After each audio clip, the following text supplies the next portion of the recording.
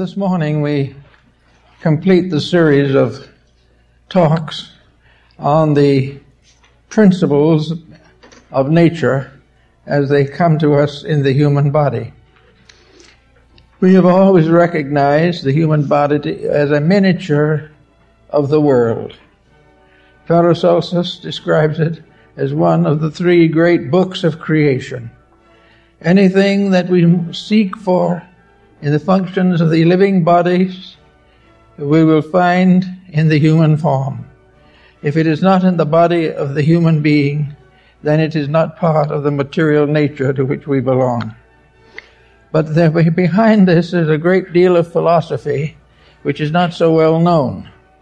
And in this various divisions, or in these divisions, there are points that I think are of basic interest, particularly this morning. We are dealing with the spirit now only in its essential nature as the human spirit. We're not going out into space. On the other hand, if we can solve the mystery of the human spirit, we have solved the mystery of space.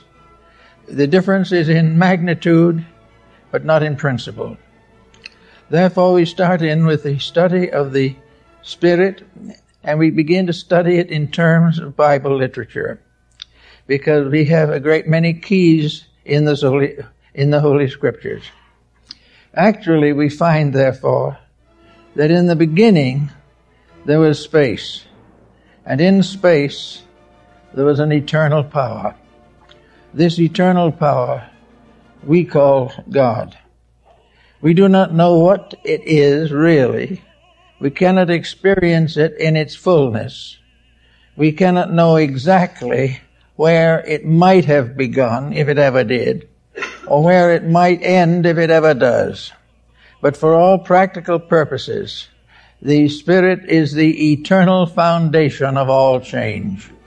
All mutations take place within it, but Spirit itself is never divided. This was one of the Pythagorean theorems. And in space itself, it becomes more or less the negative polarity of God.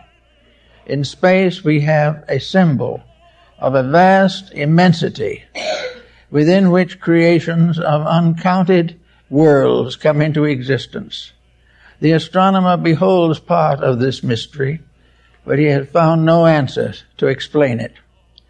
We find many, many evidences of the presence of these universal principles, but we cannot solve their origin or undermate their destiny. So we have to take certain things for granted. Now, in our own physical life, we have a combination of circumstances. We might liken this life to an electric light bulb. When the light is turned on, the bulb shines and we have light. Someone turns off the bulb, there is no more light. After a while, the bulb itself will burn out. Maybe it will give 100 hours or 500 hours, but ultimately the bulb will burn out. And someone is apt to say at that time that the light has died. It hasn't. It is the bulb that is worn out. And in the study of the human being, this is particularly important. The human being never really dies. It is only the bulb that is burned out. The body of the human being is so involved in the material substances of existence that the wear and tear of the spirit within, attempting to manifest outwardly, results in the course of time of the bulb burning out. The more advanced the individual becomes, the more he shelters and guards the light within himself, the longer the blaze will continue. But ultimately, it has been said in the ancient writings, all compounds must be dissolved. The great compound for man is spirit and body. This compound must ultimately be dissolved. But how is it to be ultimately ended or changed? It is to be ended or changed by transformation and transmutation. the individual as a being never dies. It is only the body which, becoming exhausted of potential, is no longer able to carry on. But with more discipline, more understanding, and more insight, the spirit has a longer duration. The growth of the person, the unfoldment of the nobility of the individual, the positive use of its creative and constructive skills, all these things help to lengthen the life of the bulb. They all help the individual to transmute or to create a new level of understanding. And each level as it rises is more subtle, more gentle, more permanent than those that have gone before. Therefore, evolution for man is a gradual unfolding of the body to permit the light to shine through.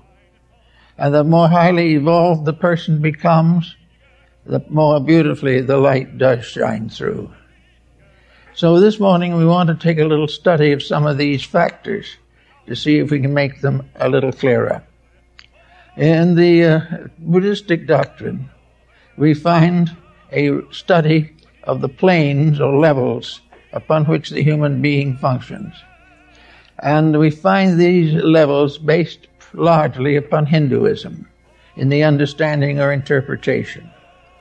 According to not only the Eastern teachings, but many of the Western schools also, the proper abode of the spirit in man is in the apex of the left ventricle of the heart. The spirit rules from the heart, the mind rules from the brain, and the body rules from the solar plexus and the lower gangulated structures of the body. Therefore, we begin with Buddha's transmission of the idea of the Septapana cavern. The Septapana cavern was where the Buddhist initiates of ancient times received their private or deepest instruction. When they really wished to know the real law, they departed from the general group and retired into the cave of 7 rooms where they could meditate in peace. The cave of 7 rooms is, of course, the human heart. And it is here that the peace and silence and transmutation takes place. It was there, according to Buddha, that through the quiet contemplation of life, the individual came as near to the spiritual truths as it is possible to do in an embodied state. So out of the Septapana, the cave of the 7 rooms, came the Arhats and those who were to carry on the blessed doctrine until the advent of the Maitreya. And actually also, according to some of the psychic peoples, I think of Andrew Jackson Davis for one, the heart is connected with the head and with the crown of the head. And according to mystics and some psychics, when the time comes for a severance between the body and its indwelling spirit, the functions of the body in the magnetic field are all drawn together, and all the energies and principles of the organs, because each organ has its own living entity. All of these entities, all of the spirits of even the smallest drop of blood, converge toward the heart. And when they reach the convergence point, they become ready for transmission. They then ascend through the central Sushumna Nadi, or the great tube in the spinal cord, and come to the crown of the head. And the crown of the head, there is a spot which is the last to solidify in the baby. The small child almost always has a partial opening of the skull at the top. And when it reaches this point, then it enters into the samadhi of the Sushumna Nadi, the 1,000-petal lotus, and then departs from the body. This procedure is for all, but the problems involving it are well worth careful consideration. First of all, we are informed that the body is not just simply an accidental form that's been hung on us for our disappointments. It is part of our really important evolving knowledge, because it is through the body that we are capable of studying the actions of other people. Through the body we reach the world, we reach the family, we reach humanity. Through the body we become acquainted with the problems that arise in various degrees of evolution and development of human beings. We find out step by step most of the truths of the inferior world or the lower regions of body. Therefore, it is very important for the individual to recognize that the body becomes the vehicle of the spirit embodied within it. And the spirit embodied within it takes many years to perfect that body, at least bring it to the highest perfection possible. And in that time, it becomes a useful instrument. But today, most folks are not interested in thinking of the body as a vehicle or an instrument of growth. They think of it merely as an organ of extraversion. They think of it as a source of pleasant or unpleasant happenings.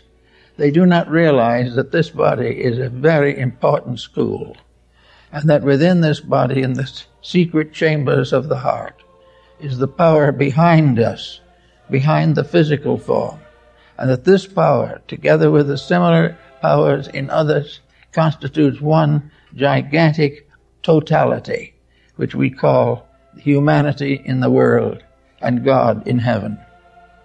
This quality we then begin to analyze a little bit. We begin to realize that whenever we damage the body by neglect or by dissipation, we are injuring the manifestation of the power within the body. And we are also wearing out unnecessarily the electric light bulb, which is going to go out one of these days from lack of continuing usage. Therefore, it becomes very valuable to realize the importance of controlling and directing the daily life. Nearly all religions and philosophical systems of importance impose disciplines upon the physical existence of the person. These disciplines are often regarded as tremendously important simply as moral attributes of a spiritual growth. This is not the truth of the matter, however. The truth is that these experiences which disturb the growth of the inner life work a great hardship upon the total project of man's evolution.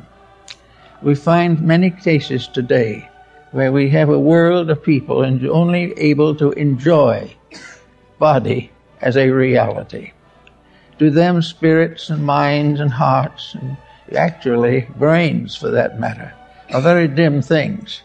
The only thing that is intimately real is the physical body and its contacts. And this is probably one of the greatest mistakes that we make, because the physical body is not the reality. It never can be, because it is something which we are here to outgrow. Now, the inducements to outgrow the body are of several kinds. One of the inducements, is most common, is that we wear it out or dissipate it into a condition in which it is unable to function. Therefore, we are in a way neglecting it out of existence. Another way we use it is by overtaxing it and making greater efforts than the body is capable of supporting. In that way, we also reduce its efficiency.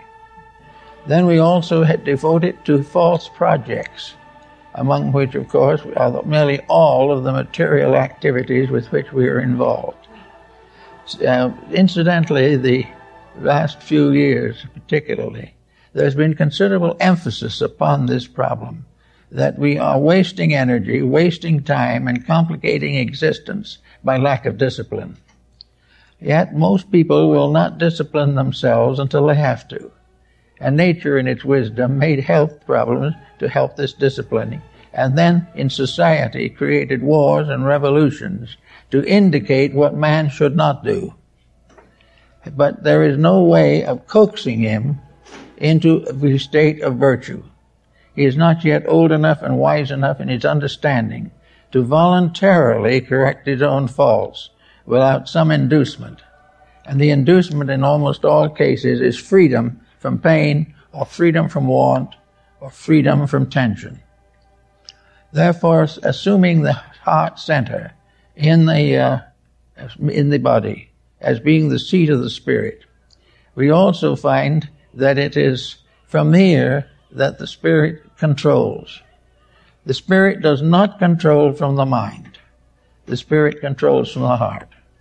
Heart has precedence over mind. Mind is an instrument. We may say that mind may be the chancellor, but the divine power is rested in the heart. And therefore, as the individual comes closer and closer to the heart doctrine, he comes closer to relaxing away from the pressures which disturb or destroy him. It is absolutely essential for the mystic or the individual seeking further spiritual growth to live with a strong heart focus. This means thoughtfulness of other people. It means charity. It means kindness. And it means a loving recognition of the beauties of life and the beauties of nature. And of course, in the heart, which is the abode of our spirit, we worship the spirit, which is the abode of us all. Therefore, the heart is very important. And the evolution of the individual is not that he becomes wiser and wiser, but rather that he becomes more and more virtuous, more and more in harmony with the great laws of existence. We are in trouble because we break these laws. And when we break these laws, we come in conflict with the law as it emerges from the Spirit or God within us. The Spirit within us is not contaminated by any outside factor. The only thing it can do under pressure is to suffer. And when the heart begins to suffer, we find a great many difficult emotions. And among some of them is the emotion of regret, and sometimes the emotion of hatred or things of this nature.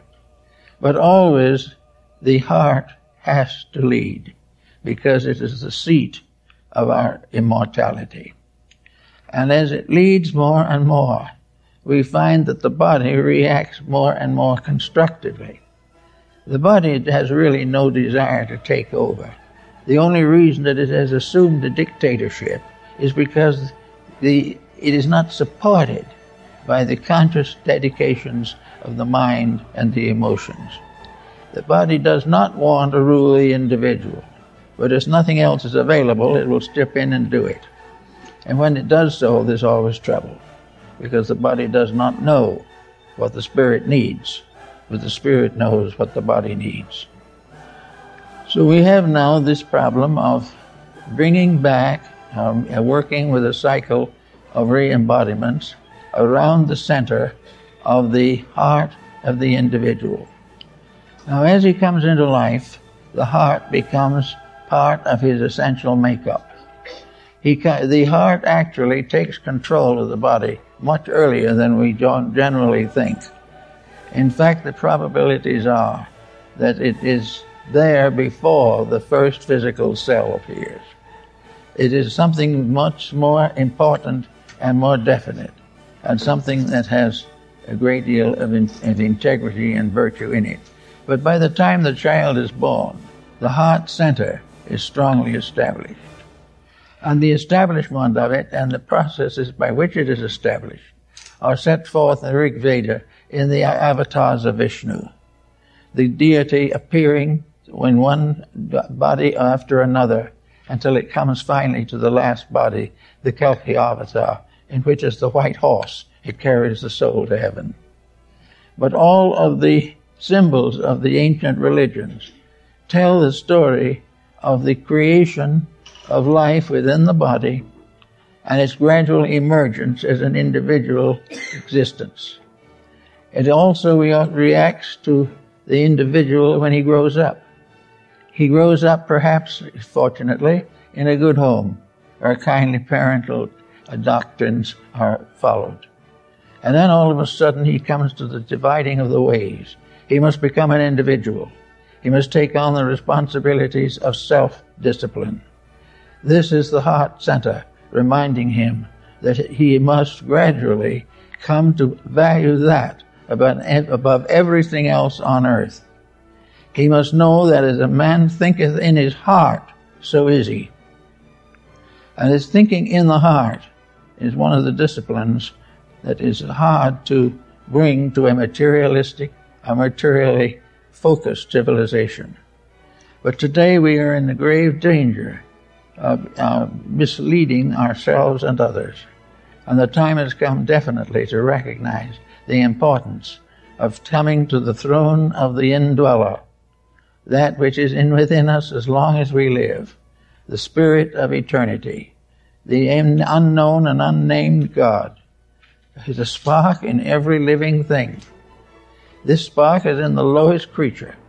It is the tie by which all existing forms are bound to absolute immortality. As long as that spark is there, nothing can die. And when the spark can no longer abide because of the disintegrations of the body, then it retires and the body perishes. But then the dweller seeks a new flesh embodiment. And when the time comes, is reborn to continue the process. Now, what is this process that it is to continue? It is to continue to fulfill a certain test. It is part of a discipline. And in Northern Buddhism, it is part of an initiation. But the material life is a series of tests. It is a series of initiations into the mysteries of existence. All individuals are growing, some more rapidly than others. But no one can come into this world and live a reasonable length of time and go out without having learned something. Sometimes the person may deny that knowledge, but in the after-death experiences it reproves itself. But there is no way of living without growing. But this growing can be stunted. It can be much less than would be natural or normal. It can fail to fulfill its essential purpose. For every step of growth means the correction of a weakness or a fault. And nearly everyone has faults of some kind. Very often we blame other people for them. But in the dweller in the heart knows what faults are our own. And those common faults that we have, of course, are hatred and jealousy and selfishness and combativeness and acquisitiveness.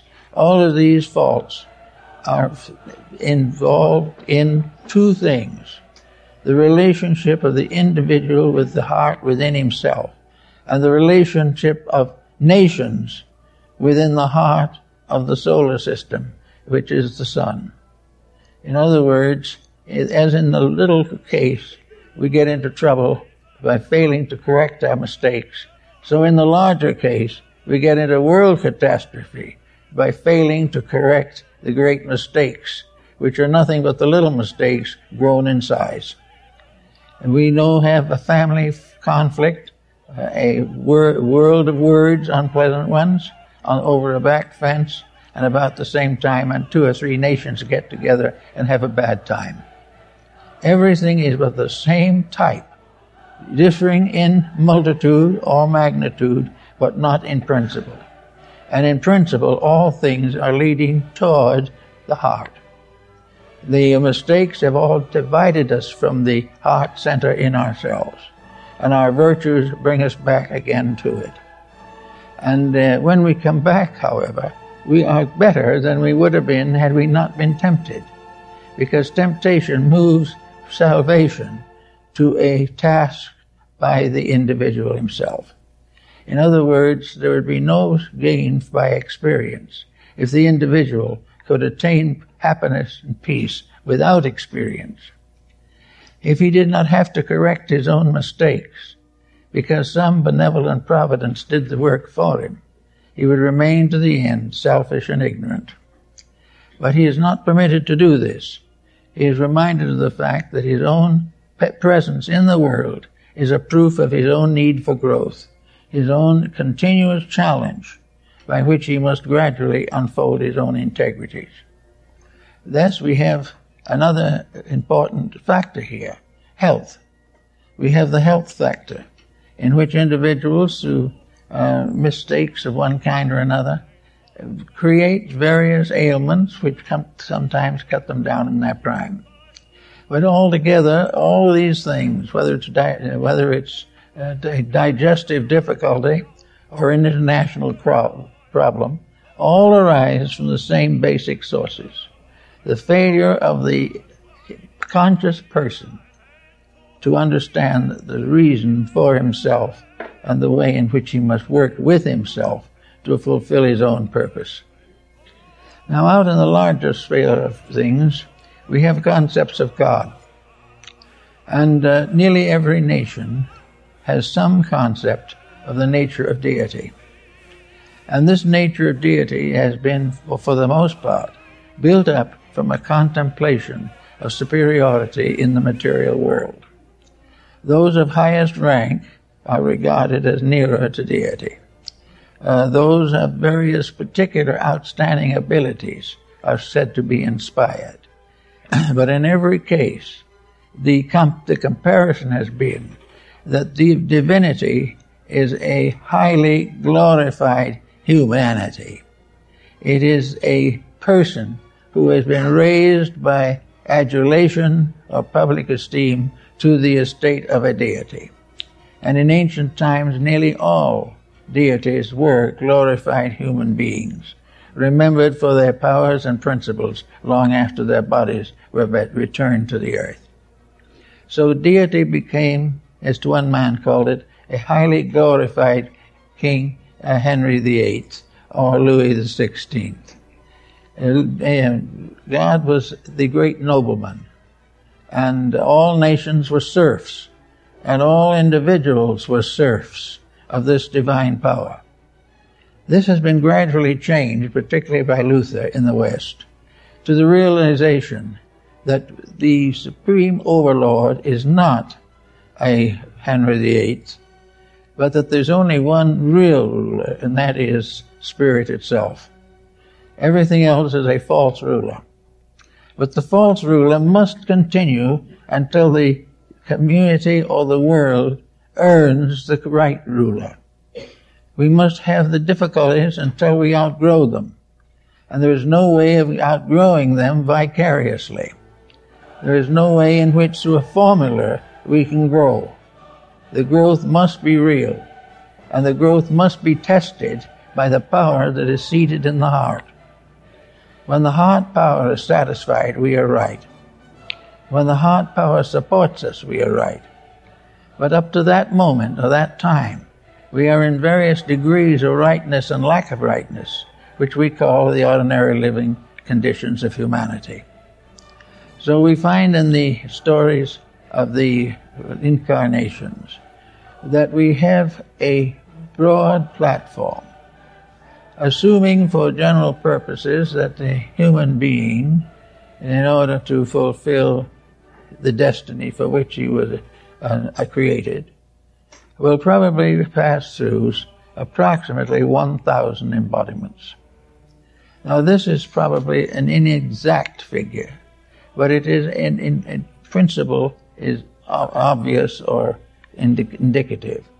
During this period of time, the entity is learning step by step, and each of the embodiments is one day in the school of the growing spirit. Each day is a struggle, each problem must be faced, but out of it all comes a gradual enrichment. And this is well set forth in the Bhagavad Gita. The spirit was never born, and the spirit will never die. But it will be embodied in various forms, and the forms will live and die. But that which is true goes on, and the only thing that it takes with it is the enrichment of its own spiritual insight. Actually, as the Hindus believed, we are all in a way gods in the making. Because when we become wise enough to run our own affairs, we will be made masters over greater things. The purpose of all evolution is to produce those stars that shine in the sky, and beyond those a great silence in which eternity abides forever in its own perfection. These things we have to learn by degrees. So the one thing we can do, however, is try to create an easy relationship between the spirit in the heart and the daily conduct of our lives. We can do all that we can to make the spirit happy. We can do what we can to fulfill its natural instinct to know, to grow, to think, to hope. We can also gradually get rid of the weak spots in the armament of our lives. We can learn how to adjust to circumstances, not for the circumstance's sake or for our personal sake, but because it is the way in which we worship the powers of life. Actually, virtue is the instrument of worship. The individual grows only by what he does. His words do not count very much. He is only able to guarantee that which he has performed by the definite effort of his own consciousness. Now, nearly everyone has some virtues to their credit, some more than others, but mostly we have quite a bit to our credit. And for the most part, we are respectable, kind-hearted, well-intentioned people. But somewhere in our compound nature, there still lurks a great deal of subtle difficulty. And it is because this difficulty is subtle, not quite so obvious, that we have a tendency to struggle desperately against it. In the way back times when battles were solved by throwing rocks at each other, problems could be solved rather simply. But now it's all much more complicated. The surface problems that annoyed our ancestors are very largely no longer dominant. But in their places, the submerged processes have come to the surface. They are much more powerful, much more difficult to handle, and much more rewarding when they are correctly handled. Right now, we have in the world a definite struggle for peace. Everyone is beginning to realize the tremendous penalty for hatred and discord. Everyone is looking for some way to find peace. And many suggestions have been made in this direction. But if you want to know really the answer, the problem will be to work out peace in your own life. And you will realize the difficulties that arise on this effort, that it's not as easy as it looks, because the pressures and tensions of living bring you into constant contact with people you cannot control, and who will not see it your way, or who will not become honest simply because they are told to become honest. And the individual gradually weakens and joins them, or weakens in discouragement and departs in sorrow.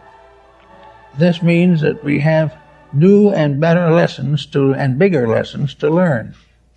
And now, in the next 25 or 50 years, we have got to solve most of the problems in society that we are now fighting with under our own skin. The war begins inside of us. Hate begins inside of us. All of the pollutions and all of the temptations and the massacres and all the miseries of life have their final origin inside of us. We no longer would permit some of them to break through. But when a great number of these people, all more or less inadequate, get together and combine, they form a terrible force. So we have to work with those problems. There is no way of outgrowing the problems of society except by outgrowing them. They cannot be legislated. They cannot be forced upon us by laws or by rules or by penalties. They must come through growth. Peace is when the individual has discovered that it is a greater truth than conflict. It is coming nearer and nearer to the core of life. Now the spirit within us has its own functions. It has its own virtues, and peace is one of them. Peace is very important. Let's see a little bit about it. We will say to begin with that peace is a spiritual quality. It is something that belongs to the over realities of existence. The germ of peace is in us. The germ of peace is in that heart center where we hope to build the beginning of the golden wedding garment described by St. Paul. But we have now a peace center. What are we going to do with it? Well, there are lots of problems in peace. We would probably all like to have peace, but there are difficulties. One is we don't speak to our neighbor and they don't speak to us. That is a small thing, but it's not peace. Another time we have a big political conflict. Everybody wants something different. It ends in confusion. There's no peace, and solutions are not found. We have many, many occasions in personal life where we resent people, where we hate people. I work great deal with people, and I know many who have never spoken to a relative in 25 years because of a grievance or a grudge. And yet, with that grievance and with that grudge, they consider themselves to be highly spiritual people. But it doesn't look that way from the outside. Actually, the heart center is constantly impelling us to correct all aggressions and all indiscretions, to make life beautiful, to make living a gentle and kindly experience. But between that and the average person is the exalted concept of wealth, the fulfillment of ambition, the tyranny of money, and all the false values which take their places before virtue can be seated. So we do not accomplish this peace. And we talk about it, and we have all kinds of thoughts, but then another war breaks out. We are not learning. Now, from occult philosophy, perhaps, or at least from the esoteric doctrines, we get a realization of the values involved, but they are so difficult and so ultimate that the average person doesn't even try to meet their demands. They consider that it's much better to die in a half-conscious condition than to struggle with the pressures of self-improvement. But nature isn't going to let us get away with that. Little by little, that virtue is thrust upon us. Day by day, things become worse unless we make them better. Now, as we look around us in the world today and see all these problems, we say to ourselves, what are we going to do about it? What about ourselves? If the war breaks out, are we going to be one of the first casualties? If we have a very serious earthquake, are we going to be casualties? We don't know for sure many of these things. There's only one answer to all of it, that whatever may come, we can carry it with peace. That within ourselves we have the strength to meet adversity without compromise. And without compromise, we are safe. And we are never going to be so hurt that we cannot recover. Whereas without this integrity, many have already committed suicide and many more will. All this works back to the God within. When we make peace with that, we have it. Until we make peace with that, there is nothing but uncertainty. The philosophers of old realized this, and they had various names to indicate these principles. They talked about the various orders of deities and the various orders of principalities of the invisible world. They also tell us many legends and fables about the world as it was before the deluge, in the ancient times when there was peace upon the earth. And we learn from our own scriptures of the beautiful Garden of Eden. Now, the Garden of Eden was a direct production of the principle of God founding the material existence.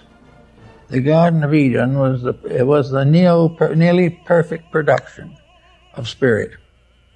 In its own natural form and natural state, it was at peace with all things.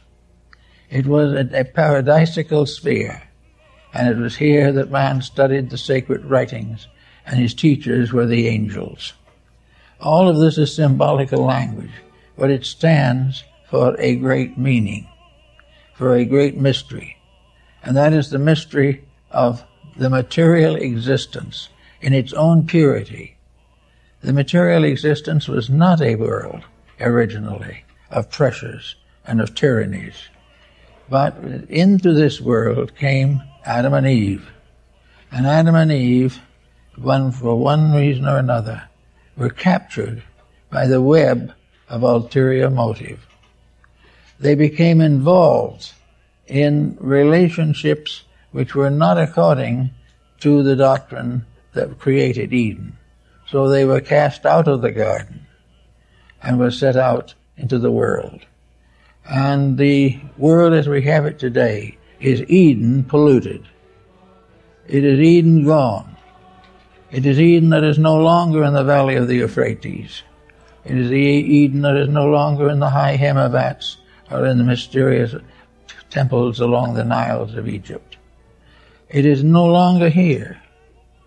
There's only one way now to find this Eden again, and that is in ourselves. We must restore it in our own conduct, in our own inner life. And what do we mean by an inner life in this case? We don't mean just the job. We don't mean just the dinner and the meals, or the taking care of the children, or the eternal and inevitable television program.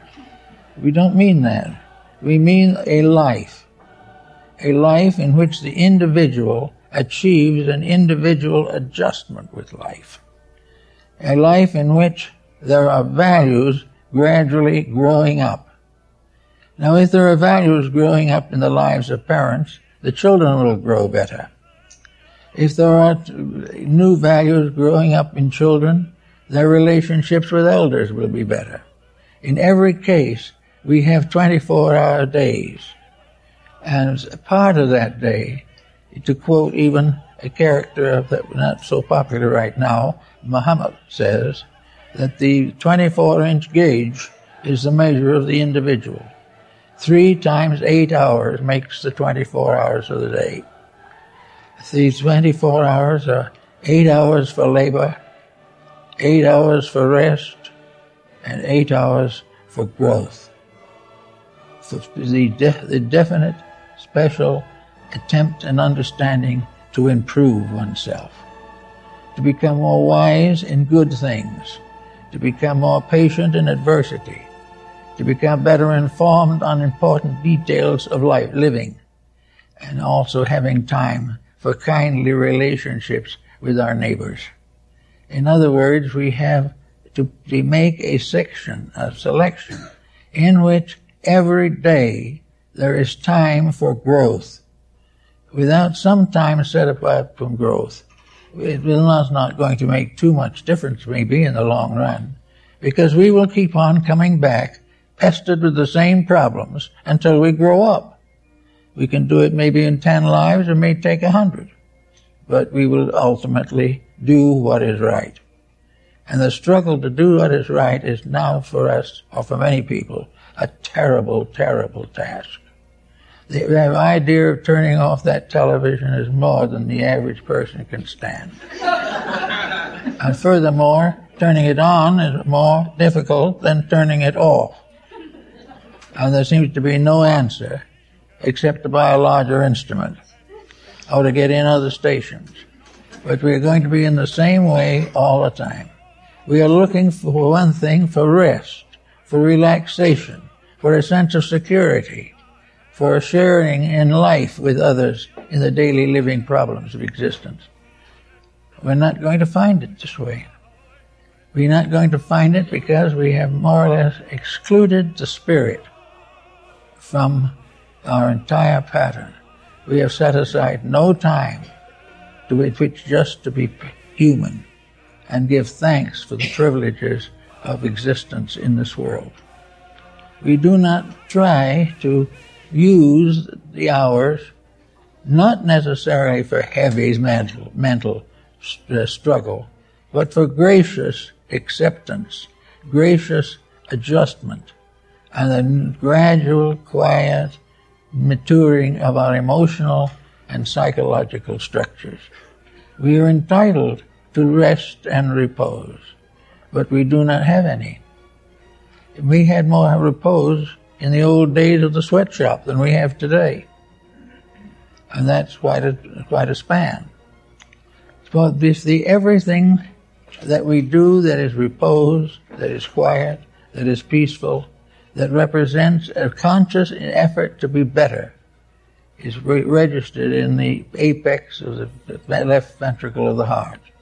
The spirit becomes aware, or is aware, for the reason that every one of these benevolent improvements releases part of the spiritual power that is locked within us.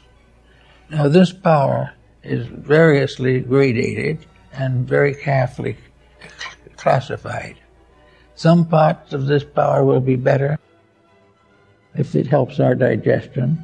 Other parts will help us to get along with our children better. Some other part will help us to be better citizens. Still another will help us to get off of narcotics.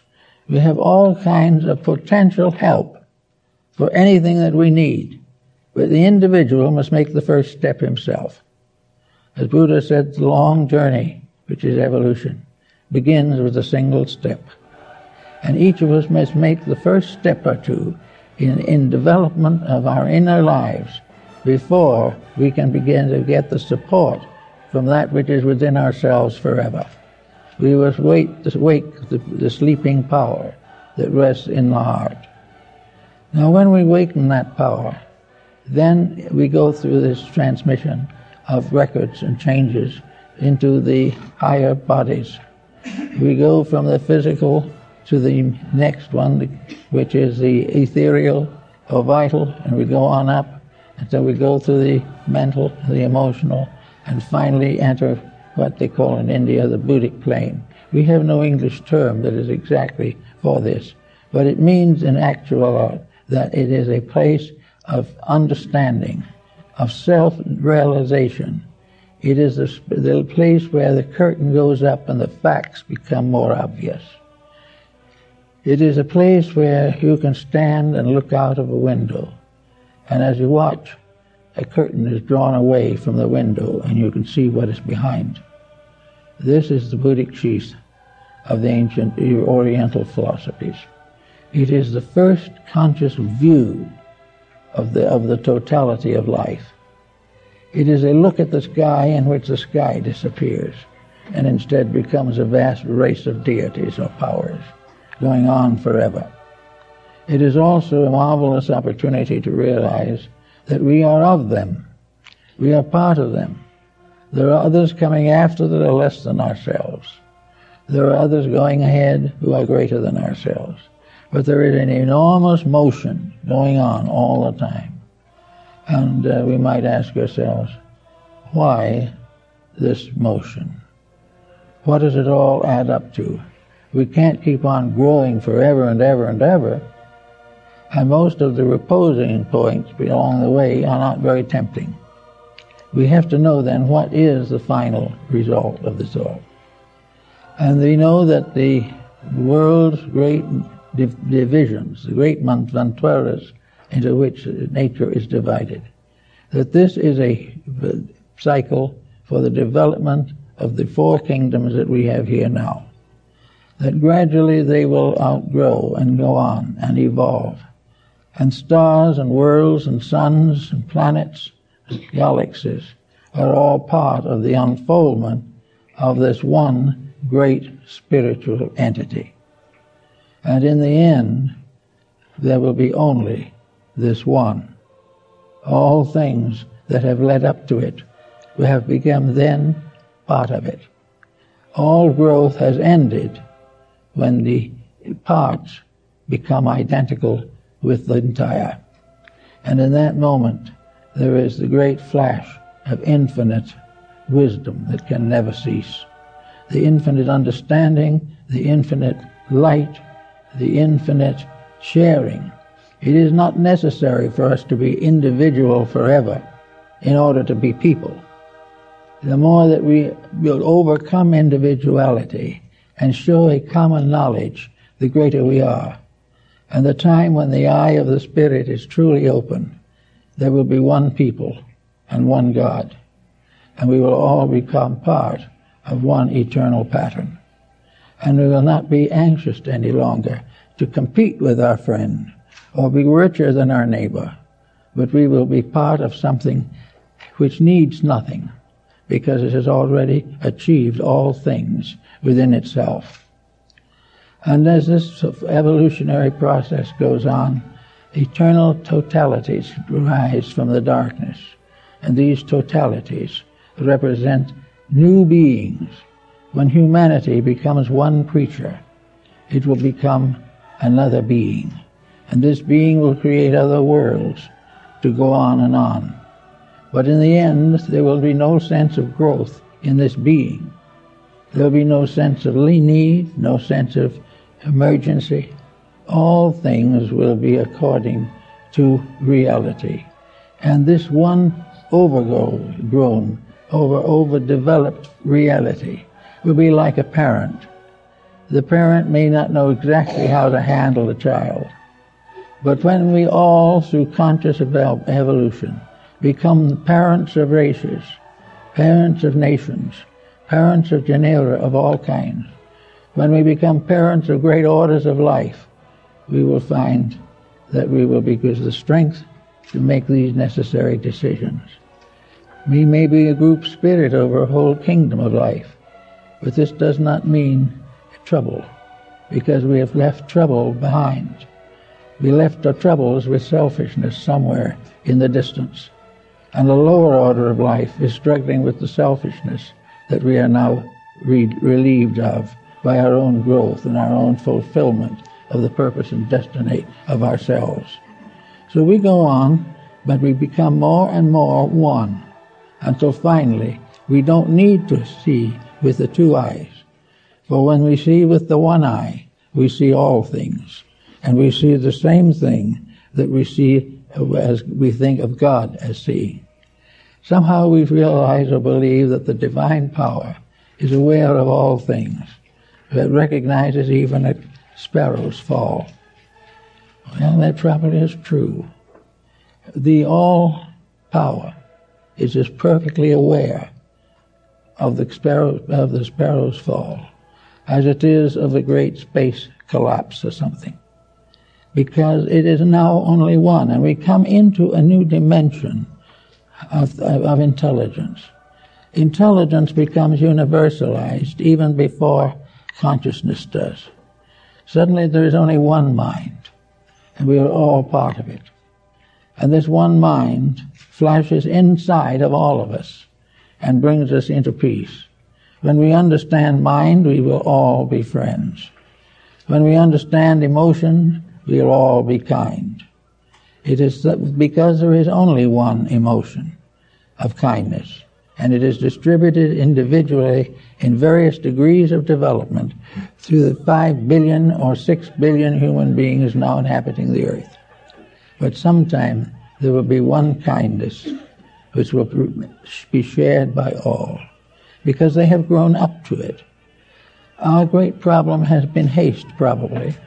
We've been in a great hurry to get somewhere where we were not entitled to go. We were supposed to grow. Instead of that, we made a wild dash after something. We believe in some way that by means of nuclear fission, we're going to anticipate 10 million years of evolution. We're not.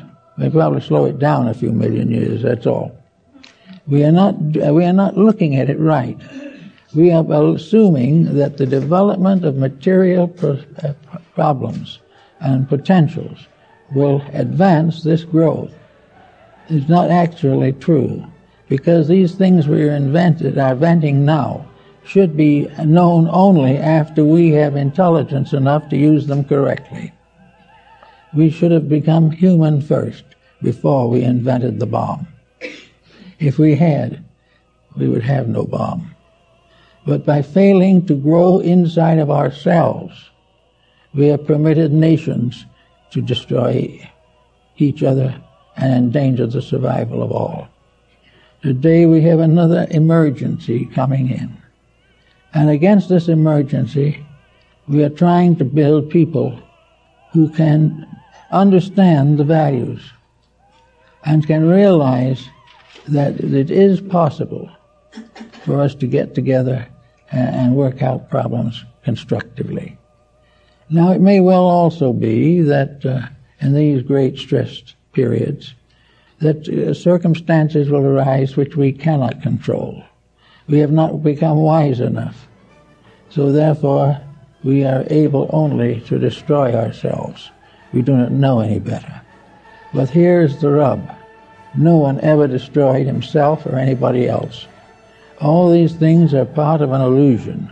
The illusion based upon the inevitable reality of the obvious, where everything that you see is real, everything that you do not see is unreal.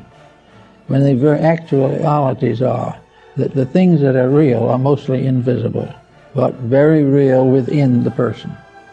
And all the virtues that we need to correct the outside condition are present within our own natures. But we have to develop them.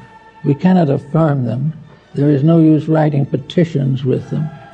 It must be a gradual, inevitable unfolding of the relationship between ourselves as persons and ourselves as principles in life and space.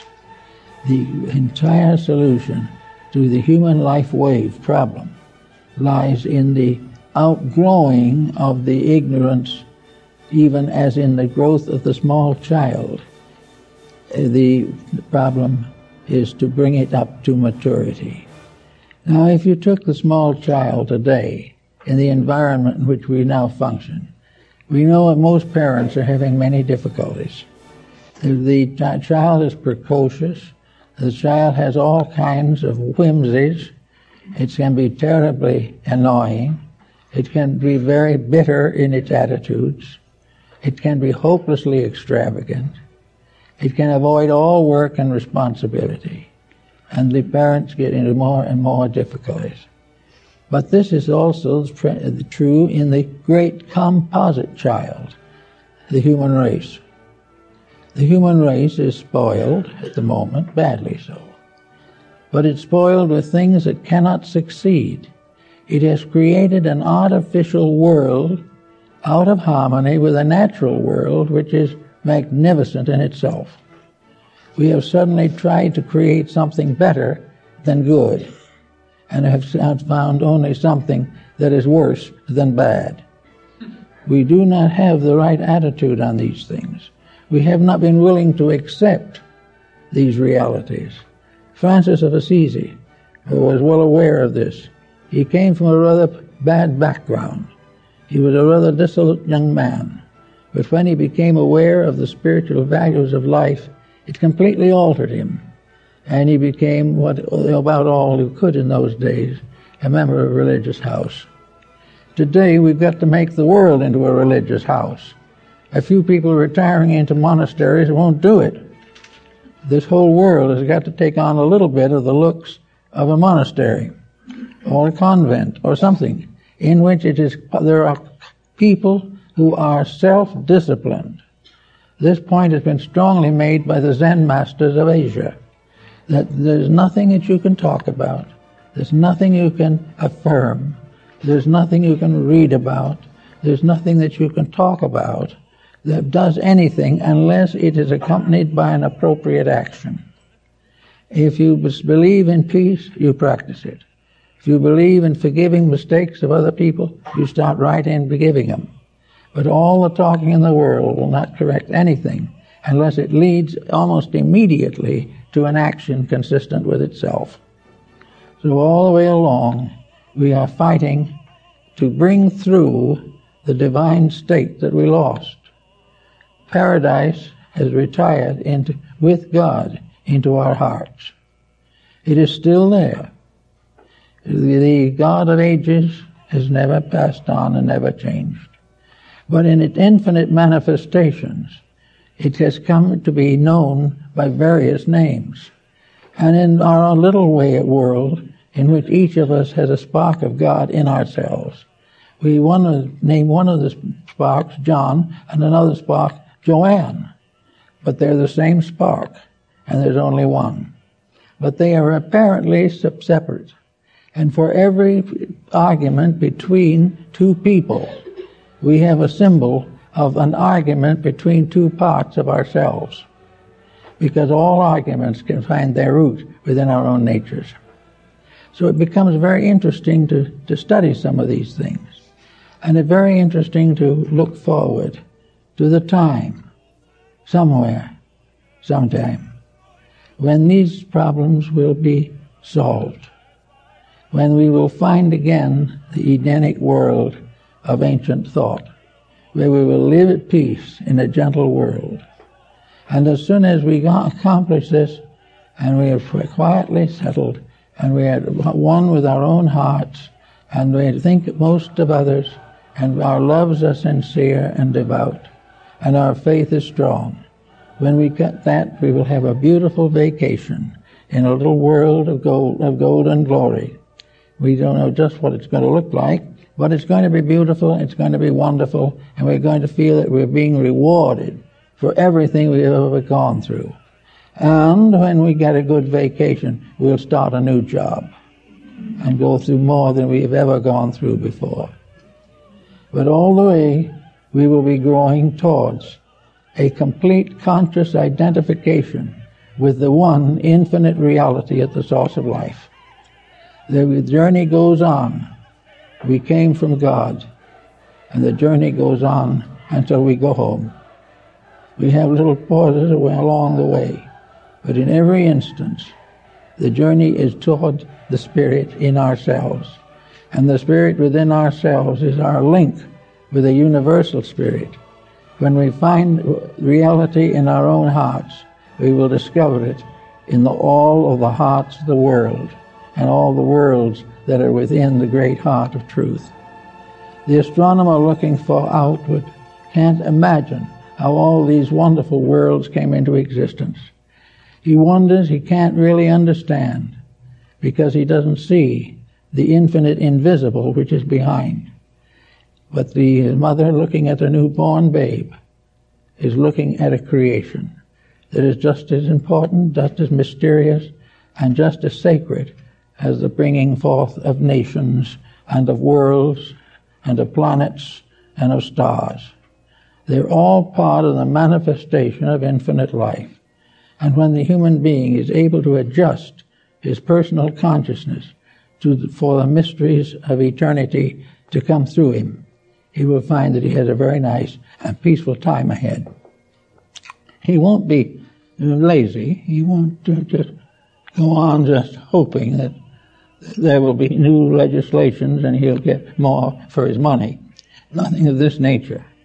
All that is lost because barter and exchange, as we know them, are not for the right motive. If barter and exchange is in order to make profit, then we are truly material, and we have made a divine adjustment with a material situation which never can improve. But when we share with others, or we trade with others, or we exchange with others for the common good, to bring peace, to bring happiness, and share together in both our abundances and our shortcomings, we will then have a brotherhood of humanity. And when we have a brotherhood of humanity on earth, we will discover the unity of God in heaven. These things are interrelated in a strange and wonderful way. And it is hoped that in the course of this 21st century that is coming, we will take another major step to the realization that we are one creation, one person, one sufferer, one dreamer, and trying to build out of all of the confusion of life our own understanding and our realization that this plan is right and good, and that the mysterious power at the at the seat of it and the cause of it, is worthy of our affection, our devotion, and our veneration. We hope all these things will come about in due time. In the meantime, however, we have our little problems to solve. But the main thing now, for just at the moment, is give the heart as much nourishment as you can. Take care of it physically, it'll give you length of years. Take care of it psychologically, and it will give you depth of insight. Take care of it spiritually, and it will give you the experience of God. All these things are part of the great experience, and the road that leads to God is always through the hearts of living things. That's it.